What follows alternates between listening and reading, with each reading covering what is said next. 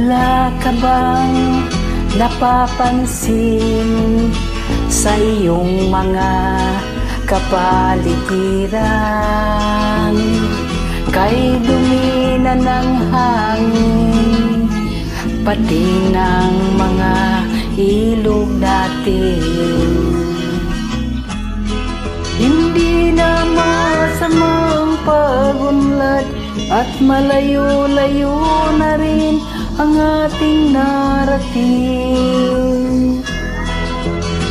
Ngunit masdan mo ang tubig sa dagat. Dati kulay asul, ngayon naging itim. Ang mga duming ating ikinalat sa hangin, sa langit wag na nating paabutin. Upang kung tayo pumanaw man, sariwang hangin, sa langit natin matitikman.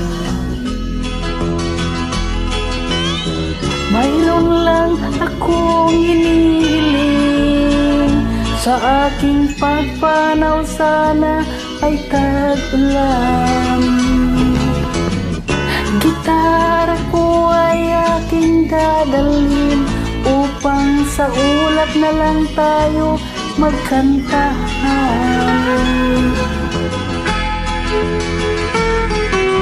Sa ulap na lang tayo magkantahan.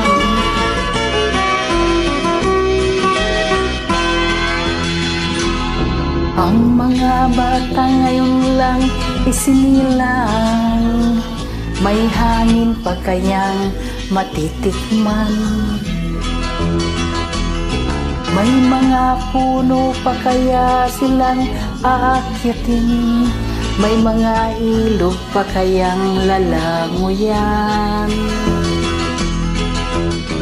Bakit di natin pag-isipan ang nangyayari sa ating kapaligiran? Hindi nga masamang pagunlad kung hindi nakakasira ng kalikasan. Darating ang panahon, mga ibong gala ay wala nang madadapuan. Masdan mo ang mga punong dati ay kaitatag, ngayon namamatay dahil sa ating kalukuhan. Lahat ng bagay na narito sa lupa, biyayang galing sa Diyos kahit nung ika'y wala pa. Ingatan natin at huwag nang sirain pa, pagkat pag kanyang binawi tayo'y mawawala na. Mayroon lang akong hinihiling, sa ating pagpanaw sana ay tag-ulan. Gitara ko ay aking dadalhin, upang sa ulap na lang tayo magkantahan.